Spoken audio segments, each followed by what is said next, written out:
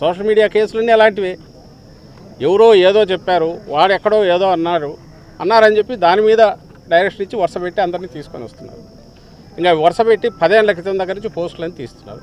ఎవడు దాన్ని సోషల్ మీడియాలో అబ్యూజ్ చేయడము, అసహ్యంగా రాయడం ఎవడు భరించి. అందులో వైఎస్ఆర్సీపీ కానీ జగన్మోహన్ రెడ్డి గారు కానీ అలాంటి వాటిని ఎప్పుడు సపోర్ట్ చేయం. ఉంటే వాళ్ళకి ఆ కల్చర్ ఉంది. బట్ దానికి సంబంధించి కేసులు పెడితే దాని ప్రొవిజన్లు దానికి ఉన్నాయి. అలాంటి దాన్ని తీసుకొచ్చి కిడ్నాప్లు, సుపారీ కిల్లింగ్ల సెక్షన్ పెట్టి నువ్వు అరెస్ట్ చేస్తే దానికి అంతెక్కడుంది?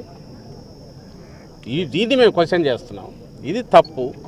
ఆ తప్పు ఎక్కువ చేసే కొద్దీ సిస్టమ్ కొలాప్స్ అయితే అది అందరికీ చుట్టుకుంటుంది.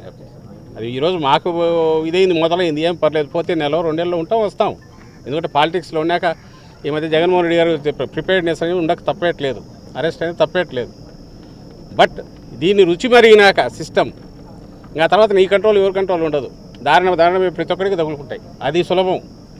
ఓ పవర్ఫుల్ పొలిటికల్ పార్టీ వాళ్ళనే ఇంత క్యాజువల్గా చేయగలిగినప్పుడు సామాన్యులు, మీలాంటి జర్నలిస్టులు, ఇంకా బయట కూడా నా వాయిస్ రైజ్ చేయాలనుకున్నాడు వాళ్ళ పరిస్థితి ఊహించుకోండి ఎట్లుంటుందో. అది ఇంకా దారుణంగా ఉంటుంది.